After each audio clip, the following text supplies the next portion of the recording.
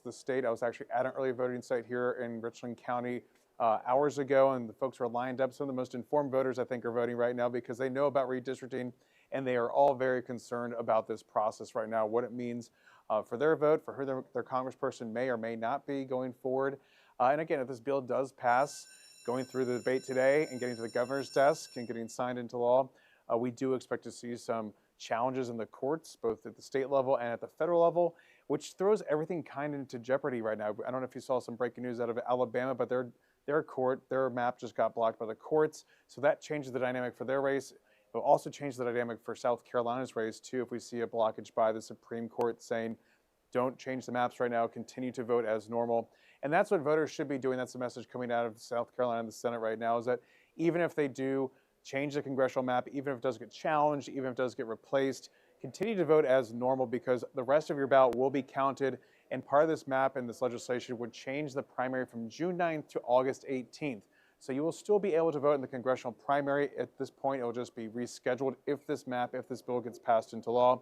But of course, there are court challenges that could be pending immediately afterwards. So it's still a lot of to be determined right now. A lot of confusion probably happening around this too that would probably bolster any court cases going forward, as well as the fact that not only absentee, mail-in ballots, military ballots, and now early in-person voting is taking place to really bolster this case. That's what Democrats are hoping to do, bolster this case in the courts going forward, in terms of hoping that the courts quash these maps and prevent them from being implemented during this election cycle because of the confusion, because of the proximity of the June 9th primary and everything tied to it. Unlike other states that have redistricted, they did those processes earlier before their primaries took place. South Carolina started this process about 3 weeks ago and is already kind of confusing in itself, and it's also going to cost a lot of money for voters and taxpayers in the state, to the tune of $6 million right now. And that's not even including what the counties will be paying for this as well.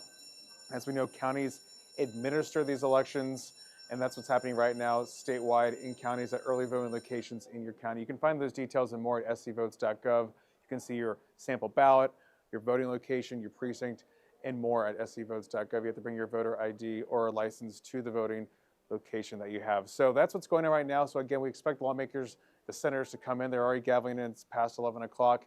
We expect to see some initial debate and also then see that cloture vote, which requires a 3/5 majority. So that's about 26 senators that need to support this measure to invoke cloture, which would limit debate to up to 1 hour per lawmaker. That's 46 hours in total, but we don't expect all 46 lawmakers to speak.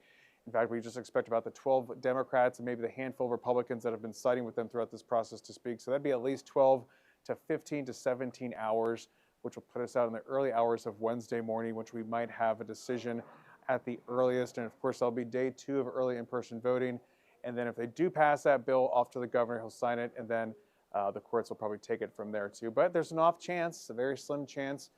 Some Democrats are hopeful that some of their Republican colleagues will see the light, as they're saying, and join with them to block this, since early in-person voting is happening. So they're hoping that maybe some folks won't like the practice of debating congressional primaries and the future of those primaries while folks are casting their ballots in person.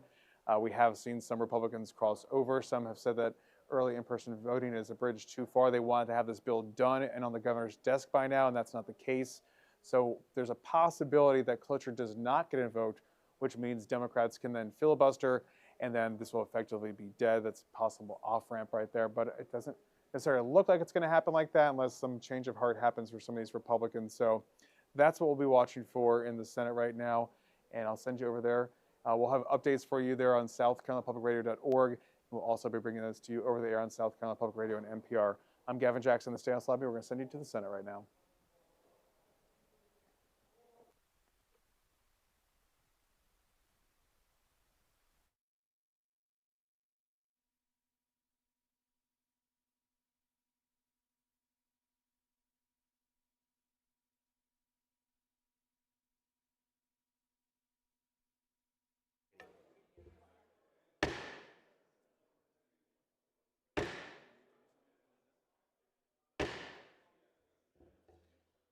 Members of the Senate and guests will please rise as we receive our distinguished president.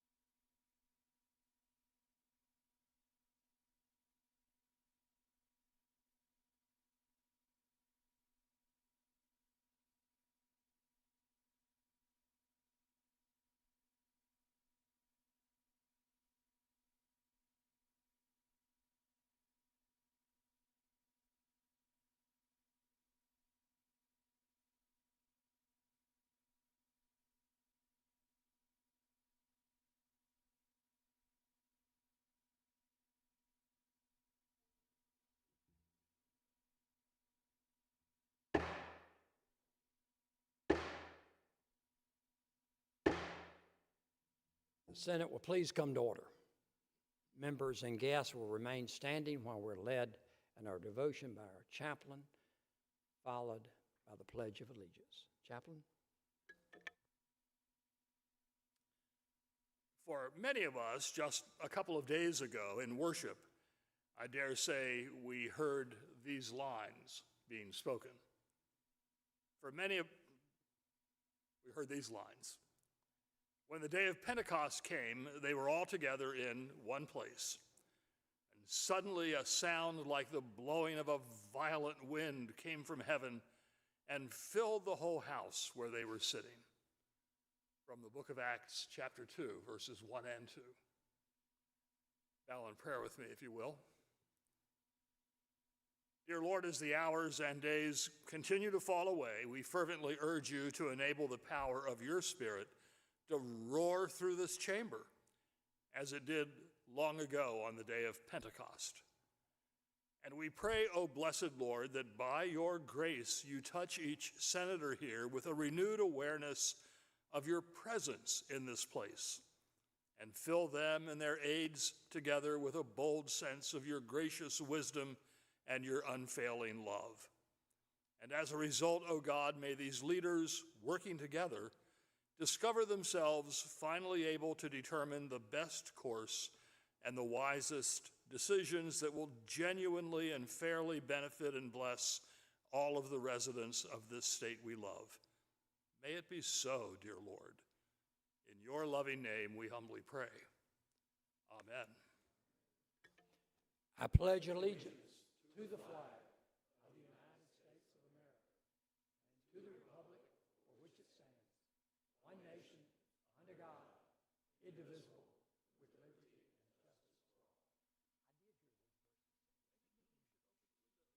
and justice for all. Please be seated. Please be seated. Senator from Cherokee, what purpose do you rise? I request a call of the Senate. Call of the Senate has been requested, ordered, granted. Clerk will ring the bell.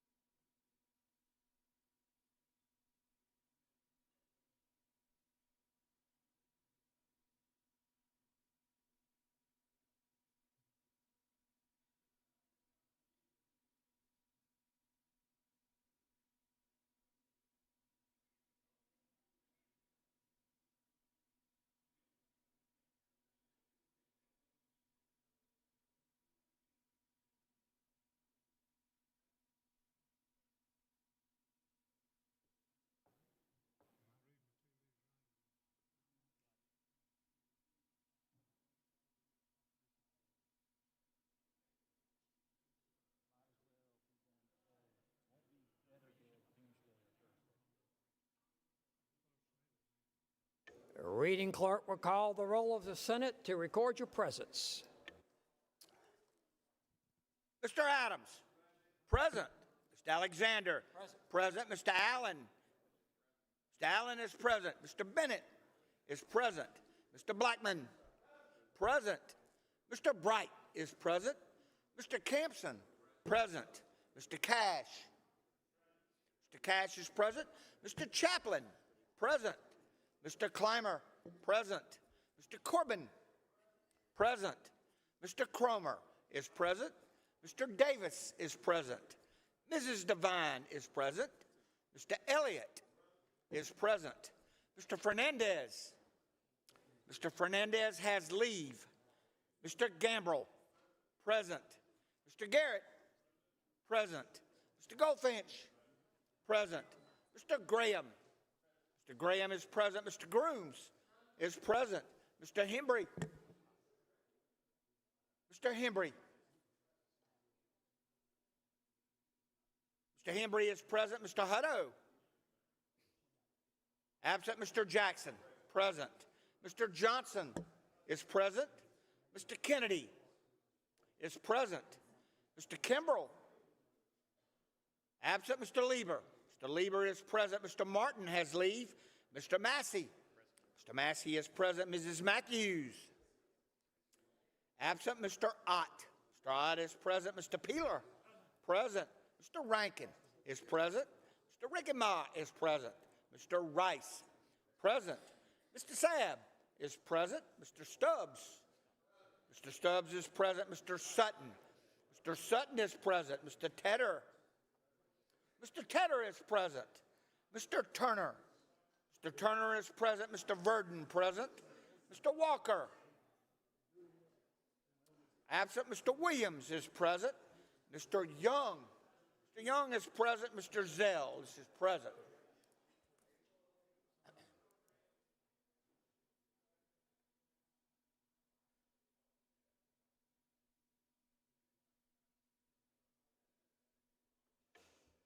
Have all members recorded your vote, your presence? Have all members recorded your presence?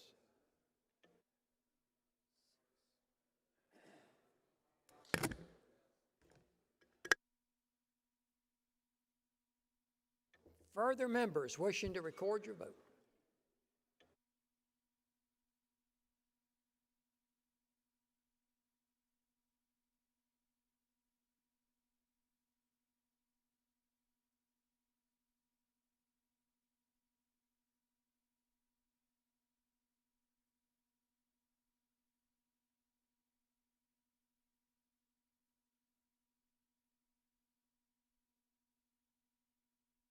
Further members wishing to record your vote?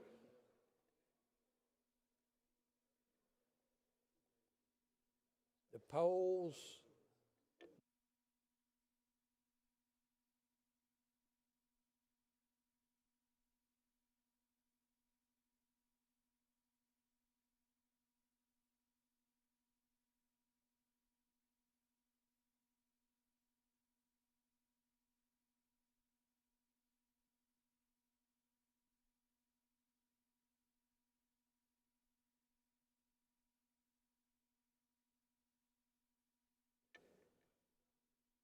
Final call. Have all members recorded your vote in your presence? The polls are closed.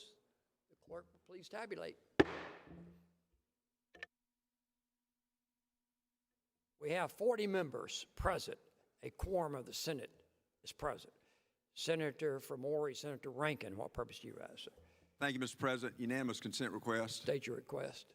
That if and when the Senate adjourns today, that we do so in memory of Joe J. Halbert, 49-year-old Conway resident who was tragically killed in a boating accident in the Sandpit River on Saturday morning when his boat was T-boned by another boat and participating in a bass tournament.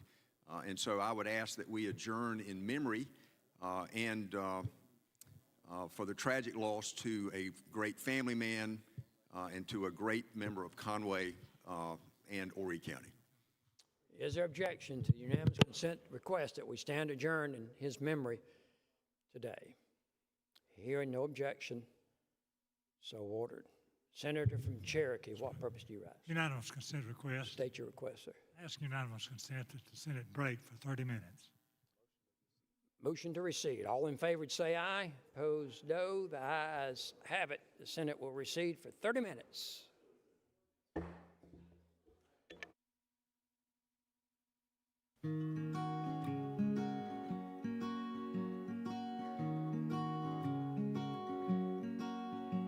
Prescribed burning, also known as controlled burning, are planned fires conducted under specific conditions to achieve various land management goals.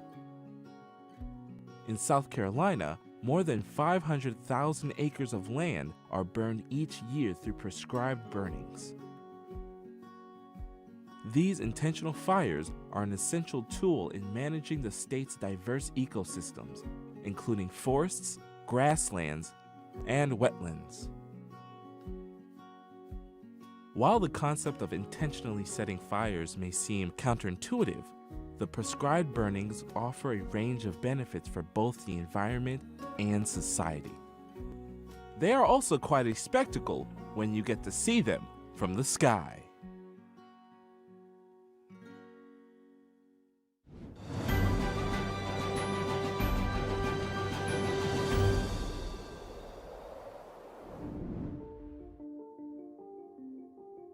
Prescribed burnings offer numerous benefits. They reduce fuel loads, lowering the risk of uncontrolled wildfires, and restore habitats by removing overgrowth and invasive species. Additionally, prescribed burnings improve forest health, particularly in pine forests, by reducing competition from hardwoods and encouraging the growth of desirable species.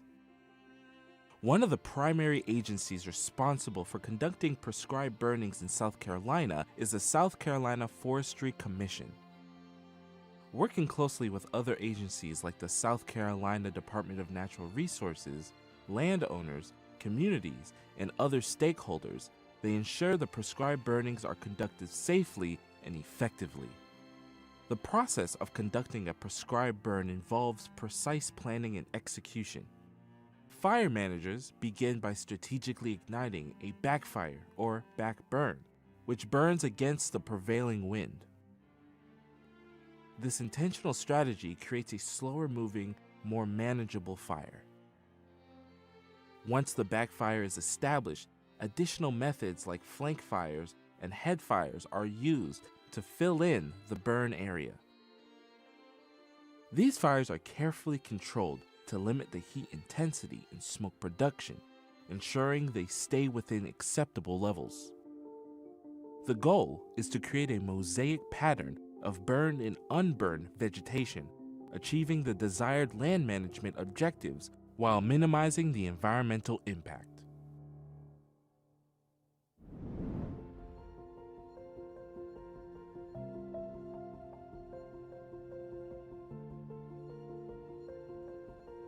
After a prescribed burn is conducted, the immediate aftermath may show a blackened understory, with smaller fuels consumed by the fire. However, larger fuels like logs and stumps may continue to smolder for several days. Over time, herbaceous vegetation will resprout, and the site should be lush with greenery within a few months. The skeletons of hardwood vegetation killed by the fire will begin to break down, becoming fuel for future fires. Repeating prescribed burnings over time helps to maintain a healthy balance of vegetation and reduce the risk of catastrophic wildfires. Prescribed burnings play a vital role in the management of South Carolina's diverse ecosystems. The South Carolina Forestry Commission, through their careful planning and execution, help maintain a balance in the environment, ensuring its long-term health and sustainability for future generations to enjoy, whether on the ground or from the sky.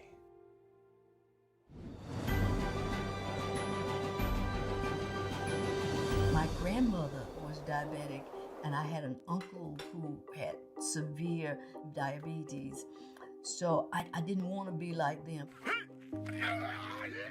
I'm very active, so I never thought that it would be me. I could remember being pre-diabetic and saying, oh, okay, it'll go away. Being a compliant patient was not my thing for many, many years. When you fall and you break your leg and then it causes you to have an amputation, you'll learn very quickly that you should have done something different. When we were growing up, Grandma had a touch of sugar. They don't tell you that not only will diabetes kill your kidneys, it can take you from the best top health to the worst.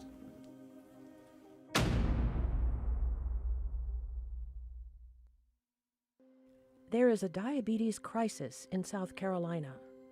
Diabetes is the 7th leading cause of death and costs the state $6.4 billion a year.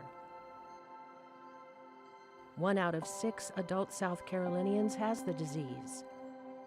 1 in 3 has prediabetes, which means that nearly half of the state's adult population has a problem with their blood sugar.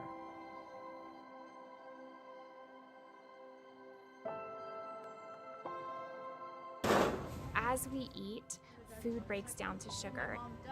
The body's pancreas produces insulin, which is a hormone that takes the sugar from the bloodstream and pulls it into the body's cells to give us energy. But when you have diabetes, you have a problem either with type 1 diabetes not making the insulin, or with type 2 diabetes not making enough insulin.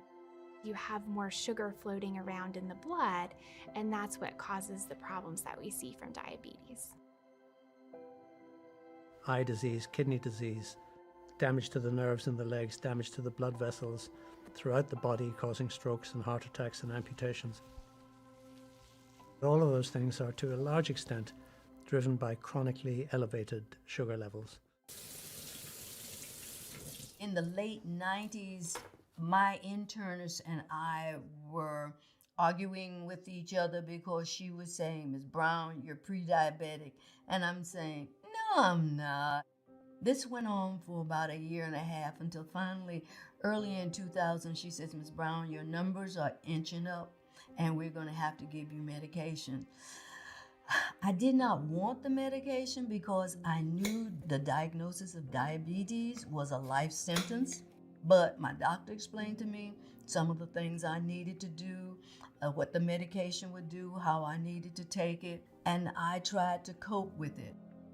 I like to have a little mayo on mine. How about you? You know I love Well, mayonnaise. Black people, African Americans, and Native Americans in this country are more susceptible to developing high blood sugar if other circumstances are not favorable.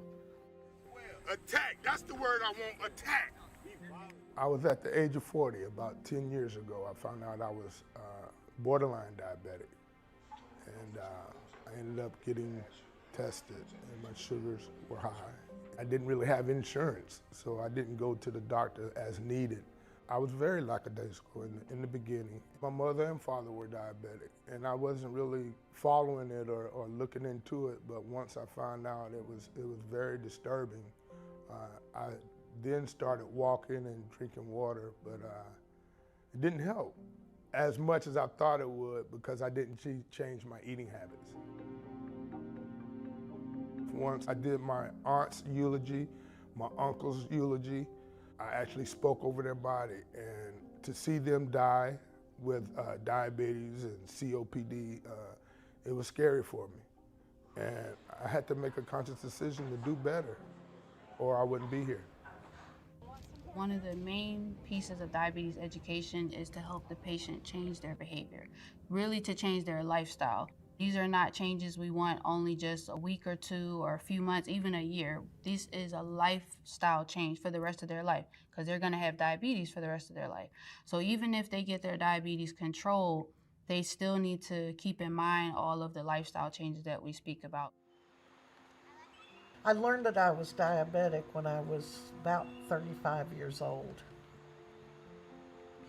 It's kind of strange how I found out. My mother had been kind of locked in her room for 3 days. So we took her to the doctor to find out what was wrong. You know, of course, he's asking her questions, things like, you know, are you thirsty a lot? And she'd say yes, and I'd think, yeah, me too. He'd say, do you go to the bathroom a lot? And I'd say, yeah, me too. So pretty much everything he was asking her, I realized that I had the same symptoms. He went ahead and checked me for diabetes, checked my blood sugar at that time. My mother's was 200 and mine was 300. So she was nearly passed out at 200 and I was walking around at 300, but yes, we both had diabetes. Until you're really bad off, you know, your sugar's so high that your vision gets blurred or you have a fruity fragrance in your breath, you may not know you're diabetic. You develop hardening of the arteries. The further you go away from the heart, the smaller the vessels get. And the furthest part from the heart, feet. A lot of things that predispose you to getting an infection, and first thing you know, the only realistic thing to do would be to amputate. I had been watching my blood sugar and monitoring. It was always a little high, 170 sometimes, maybe get up to 200 every now and again. All right, well, I traveled overseas and put in computer systems, and we were leaving the site and I fell. I thought, wow, I must have sprained my ankle. I went to see the doctor. He said, well, don't see anything on the x-ray. Let's just have you wear a boot and have you stay off of it for a while. 60 days came and I said, look, doc, it still hurts a lot. He said, okay, let's get an MRI. And he called me back in. He said, we found out it's broken. He says, the bone has died. We can't save it. He said, but we're going to try some new things and we'll see what we can do.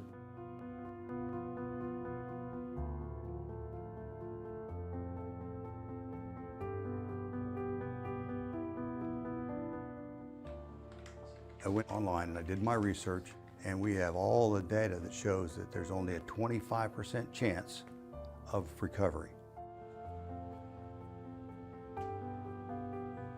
I knew what had to be done. I cried for 2 days.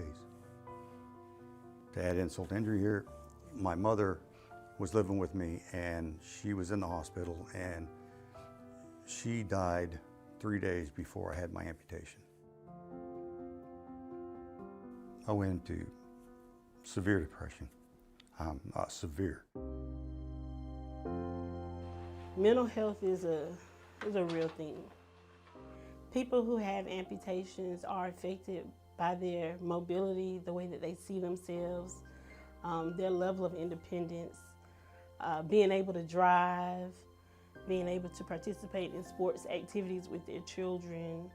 It's a really big change. It's like losing, of course, a part of yourself. Probably 70% of my patients are diabetic. We're finding some younger people are having amputations from diabetic complications in their late 30s, 40s. I've actually seen a rise with the diabetes. I love actually helping my patients get up and gain their independence again, actually being able to help themselves at that stage. There's gestational diabetes, which is diabetes that develops during a pregnancy but goes away after the pregnancy. The problem is that often women get pregnant and they don't know that they have diabetes when they get pregnant, so then it becomes hard to distinguish gestational diabetes from diabetes that was present before the pregnancy. In 1980, I became pregnant. They said I had gestational diabetes, and doctor said, watch what you eat, you're fine. It's normal sometimes with pregnant women. I lost the baby.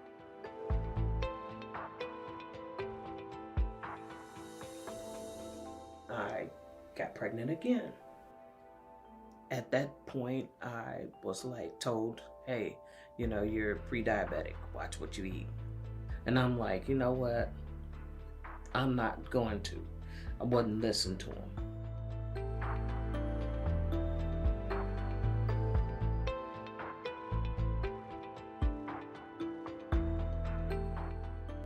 And in 2013, I went to work.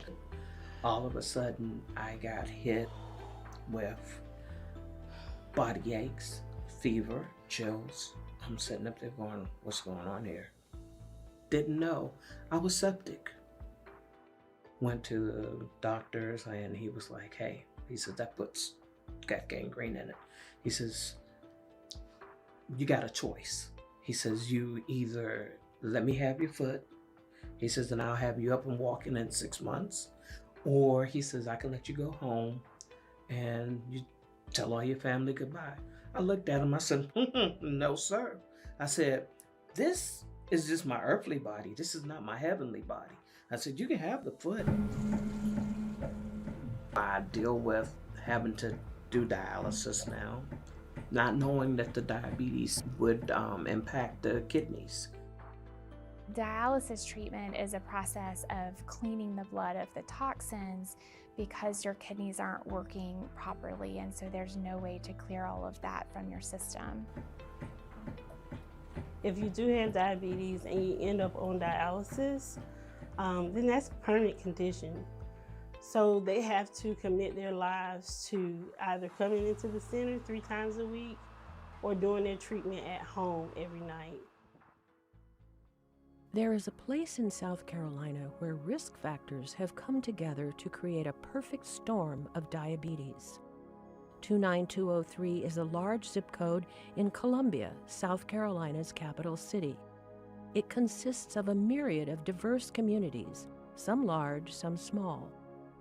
29203 has a majority African American population. 30% of the residents of the area live in poverty, and it is deemed a food desert for its shortage of grocery stores.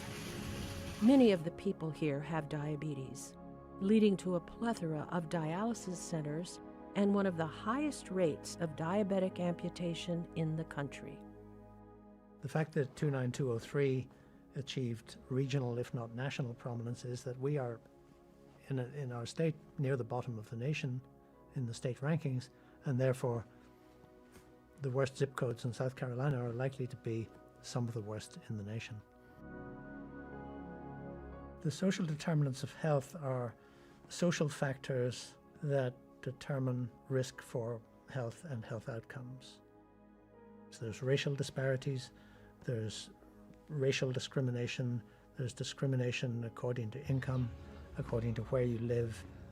We, in 29203, we really have a pronounced food desert. You know, it's just not easy sometimes to get to the grocery store. And the vegetables are always more expensive than the processed food. Also, mamas are working and daddies are working longer hours. People aren't having time to cook nutritious meal, so you're picking up food and bringing it home. And all of that's processed. That processed food is killing us.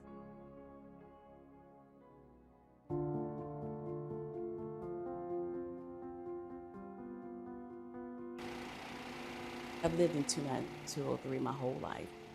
The idea of the mobile food market came up no later than 2017, which allowed us to address food insecurity.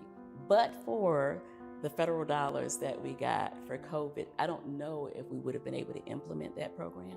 We've tried different locations because we wanted to be successful and sustainable.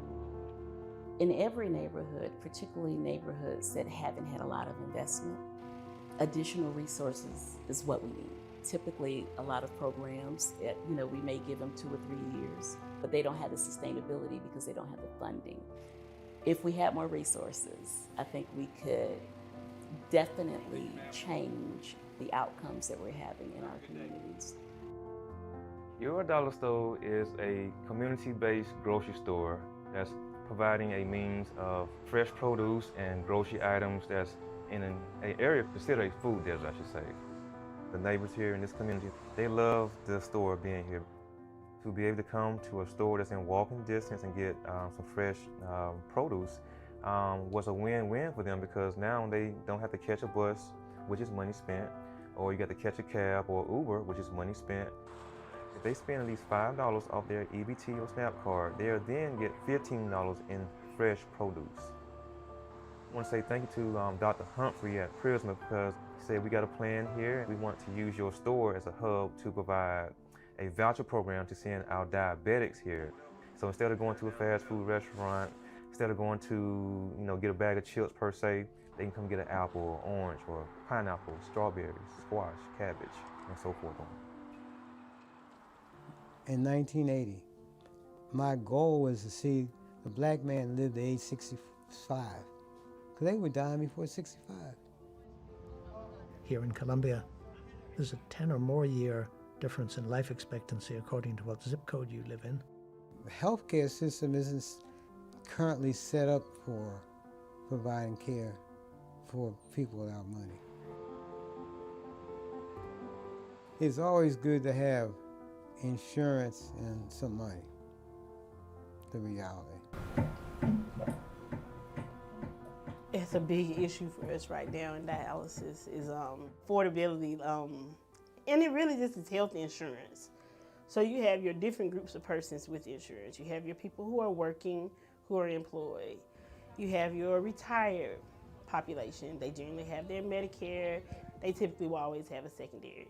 And then you have your group of persons who come in and they only have Medicaid. Medicaid is limited in what they pay for, and you can't use it outside of South Carolina.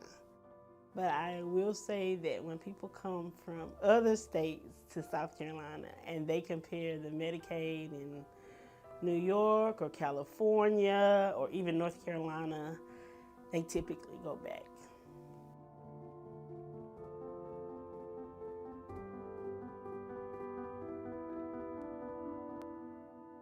Accepting Medicaid expansion is, to me, a no-brainer.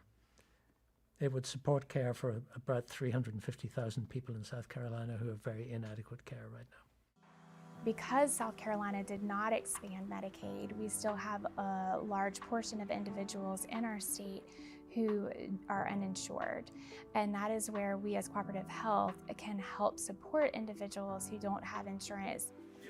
Cooperative Health, we try and provide compassionate health care, respectable health care in the spirit of the Good Samaritan. And especially with pediatrics, we have our Eau Claire High School, which is essentially across the street from our Eau Claire Neighborhood Health Center. And so being able to provide accessible, excellent health care to the children in the community to try and help them establish themselves for a great future is an important part that we provide.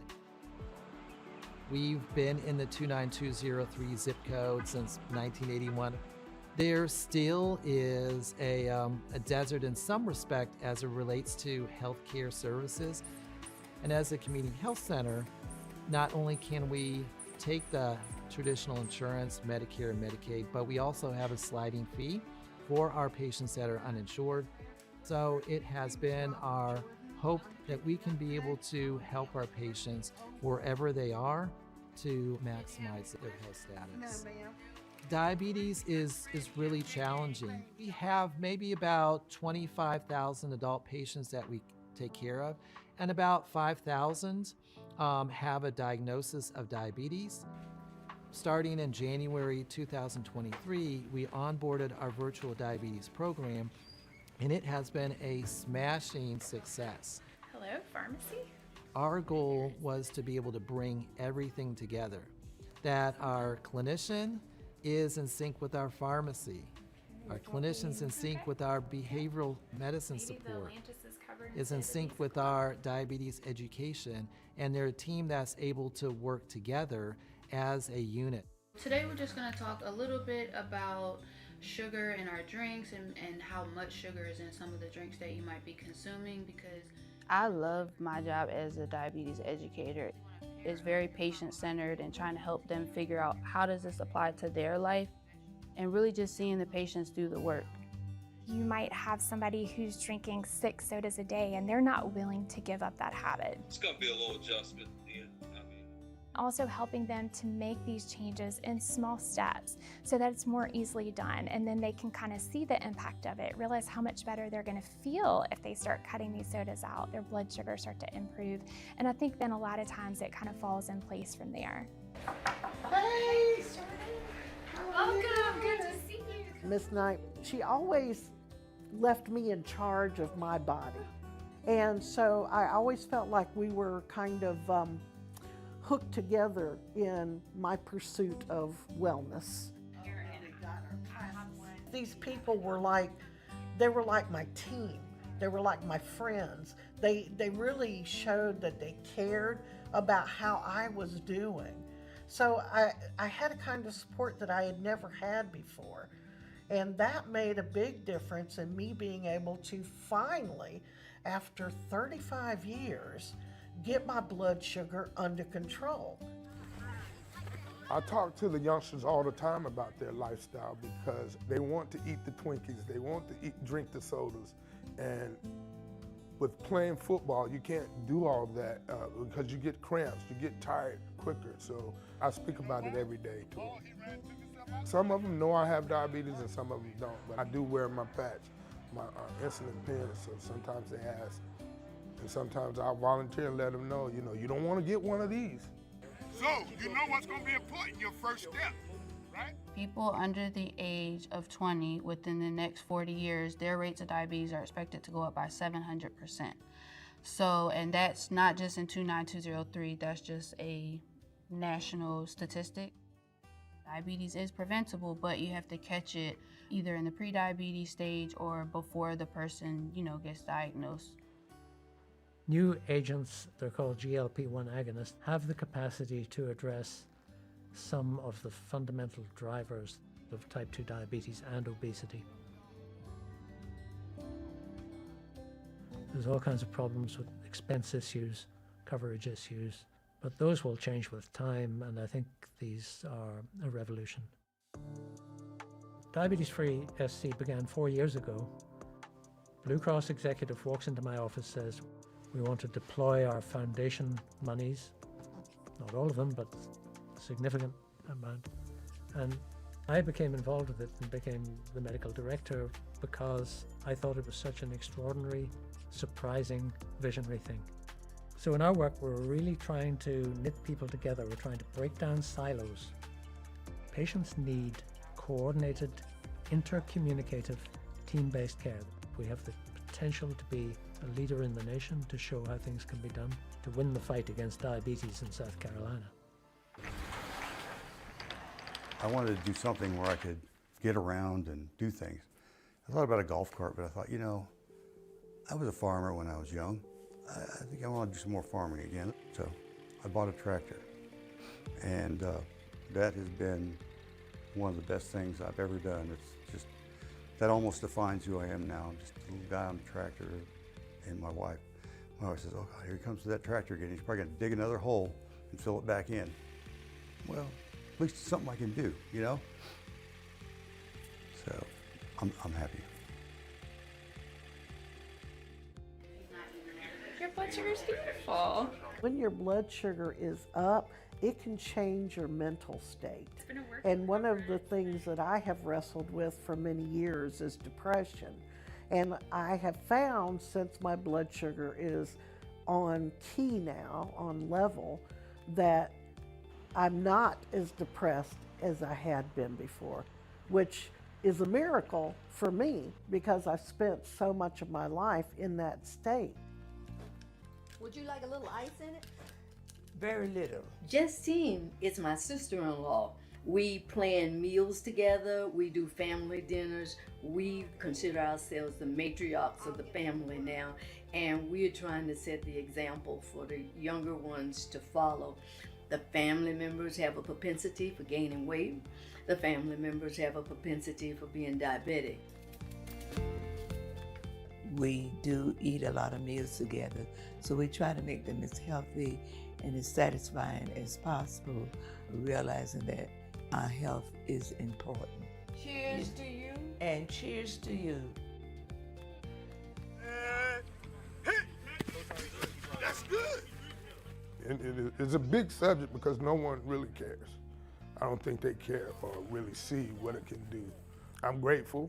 I'm thankful that I took control of my health, and I'm still working on it. It's a challenging situation to be able to check your sugars every day and to take your insulin every day, and I'm just happy to have the chance to get it right.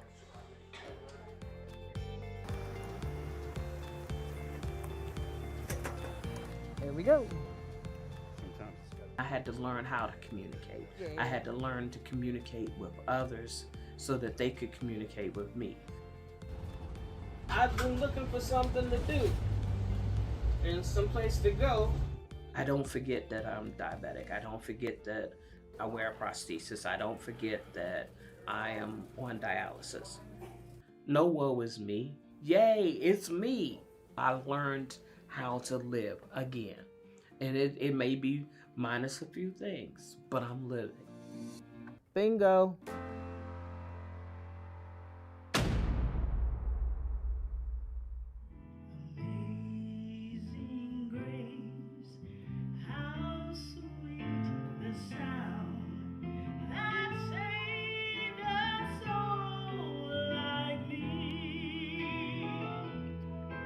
I once was lost, more than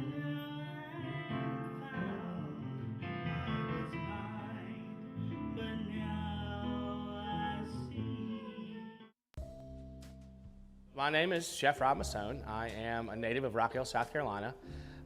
In 2020, after a super successful career in the culinary arts field all over the country, I decided to come back home and where my roots were and open Counter. I grew up going to church about 1/8 of a mile from here, so we had always known about the history of the Friendship 9. We were in the demo phase, and I remember I personally took apart the facade, took apart the side of the bar, and lifted up the top, and I could see an old dusty pink Formica top, and I was like, whoa, this is actually the original countertop that was here. I literally left the nail holes and the coffee rings and the stains on the counter, and I knew that we were never going to cover that thing up again. When I first originally saw the countertop in its raw form, I guess it was a rush of emotion that this is actually a super cool piece of history. But I think we really just wanted to showcase it. And I'm a firm believer that if we don't continue to talk about all the bad things and just about history in general, then history tends to repeat itself. And we sure don't need that going on anymore. This is something that is so much bigger than us, and we're just very happy that we have the distinct privilege, really, to continue to talk about it. So that's kind of built into our culture here at Counter. We line the seats, we turn them the same direction towards the door every night, and it's very simply because those seats are always facing the door for those gentlemen to be able to come in this door. Some of them are with us still, and some of them are not, but they're always facing that door. I was introduced to Mr. Williamson from Visit York County, actually, and we sat in here at the counter, and when we sat down, it was like sitting there talking to my grandfather, and we talked for like 45 minutes. We talked about fishing, we talked about the weather, we talked about just life in general, but the entire time that we were hanging out and we were having this conversation, just rubbing his hand the whole time on that countertop. And that's when the light bulb went off for me, and I was like, we're not covering this back up. Because I saw how moving it was for him to see it after all those years, just raw and exposed.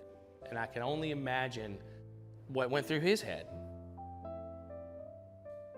Before they had the counters all up, this was unexposed, and when I seen this, and I realized that this was like the original, and that's when it dawned on me, this is the same counter, this is the same place.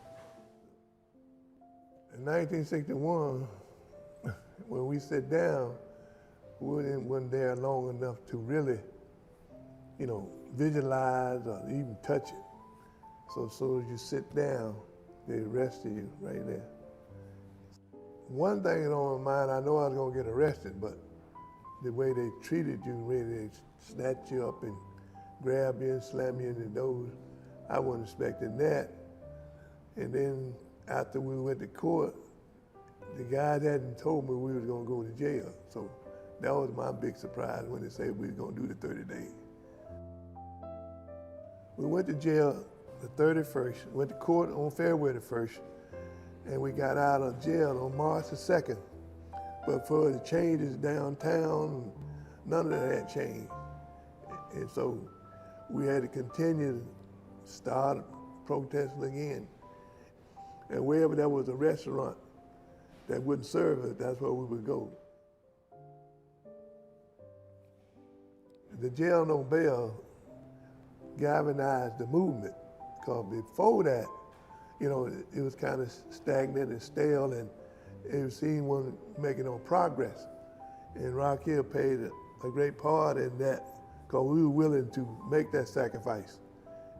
I didn't leave home to do that, but it was for a reason, so a good reason. That's why now when you reflect back and you wonder, was it all worth it, and you know now that it was. People say, well, nobody knows nothing about you. You didn't do it for notoriety or nothing like that. You did it to try to bring about change. Well, the counter means that we will always know a part of Rock Hill history. one of the greatest part of it, one that was trying to change and make a difference by improving and making progress towards the future. Rock Hill to me is, it's family, it's friends, it's deep. The people that are behind the scenes making this city tick and grow, they actually care. One thing I would like to tell people, don't go back, go forward. Make sure you looking out for each other. You know, everybody is your neighbor, you know. And if you mistreat me, you're just mistreating your neighbor. And if I don't even live next door to you, I still am your neighbor. You know, we're in this town together. We should be one. And with the same goal, that everybody be treated equally and fairly.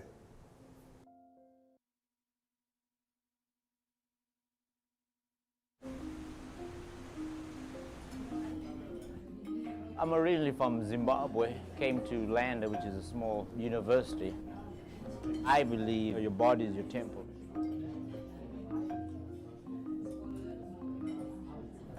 Understanding nutrition, understanding what you're putting in is really important if you want to maintain a healthy body and mental just well-being.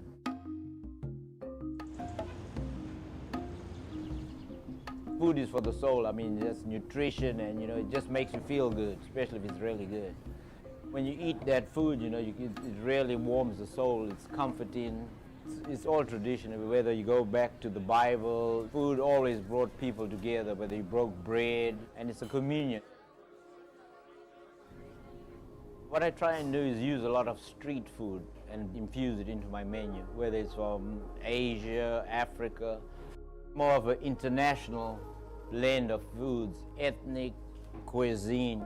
People just enjoy those flavors. I would say most of that comes from my heritage, because my mom was Indian, my dad, he's from Egypt. I've always had different cuisines always going on in my household, so I just wanted people to experience that too in the restaurant. In Zimbabwe, my parents owned restaurants, but I was a little smaller then. I never actually cooked. I always wonder where I got it from, but I guess I used to watch my mom cook in the kitchen and just be around the house all the time, and in my dad and mom's restaurant. So I always wanted to open up a restaurant. I use a lot of the ingredients from the market. We have a new market, I think it's been a year old now, but they have tremendous produce. They have everything, so whatever they have that's fresh, we try and use all those ingredients. Everything is produced freshly, all the soups are made fresh, keeps us honest, and you can taste the difference. So that's made us, because you can taste the difference when something is prepared freshly. And growing up, it was really important, because everything was done from scratch. They had the chicken run in the backyard, you had your egg, you had your vegetable garden, so all these fresh ingredients. And that's the way I was brought up, so it reflects in my cooking. We have so many regular customers. Usually people go to a restaurant maybe 2-3 times a month, but we have people visit them 3-4 times a week. It's really gratifying to me to see people happy leaving at the end of the day with a smile on the face and the belly full. If South Carolina was one dish, it would be the sassafras. Sassafras is a fried green tomato, homemade chicken salad, bacon, pimento cheese, and it's all deep fried. The name came about because sassafras is the tallest mountain in South Carolina. Greenwood has really grown, and it's really diverse, and it has a lot to offer. There's a lot of people from up north that are moving down here, so it's really grown in the last 10, 15 years. Especially with the development of the uptown area, they've really done a fantastic job of attracting new businesses and bringing new people. The quality of life is good. Good schools, good people, and a lot to see. They have a lot of different functions and festivals. They have the beautiful lake, so there's a lot to do and see in Greenwood. And it's real nice for a family. Welcome to Kickers.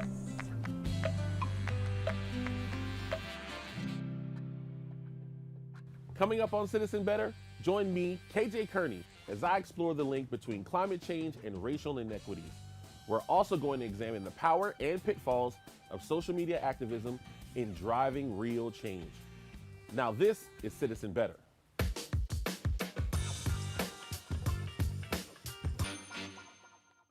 Climate change impacts our natural environment, but it's also a racial justice issue. Communities of color in the U.S. and globally are impacted first and worst by flooding, heat, and pollution. That's why environmental justice advocates from these communities in South Carolina are working towards solutions, from monitoring the water in their neighborhoods to lobbying their local legislators. Let's take a look. So we're going to add 10 drops to our 10 milliliters, right? So What happens if she does 11? I mean, it probably wouldn't be the biggest deal, but Climate change is not a future problem. It's here now. And as global temperatures rise, the glaciers are melting and the sea level is rising too. You can see the effects all over South Carolina right now. Coastal cities like Charleston have seen the sea level rise about ½ an inch per year since 2010. And heavier rain has led to flooding all across South Carolina. I was born and raised in Columbia, and I lived in the Lower Richland community. So now I'm a graduate student at USC, trying to address environmental justice issues in my community. Since 2015, when we were hit with the 1,000-year flood, my community was impacted drastically. Mold, property damage, road closures, and even now we have more recurring rain events and flooding, as you can see along the Congaree. We don't have all the answers, and we know that the flood is going to keep on happening. It's just figuring out the best way to mitigate and respond.